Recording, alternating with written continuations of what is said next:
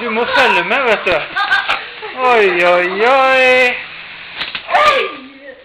Hvorfor kjører du på sånn da? Du skjønner at den går i stykker, eller? Jeg har sagt deg det før. Men kan jeg få litt plass til å kjøre i, eller? Skal inn her, ja. Skal du inn der, du?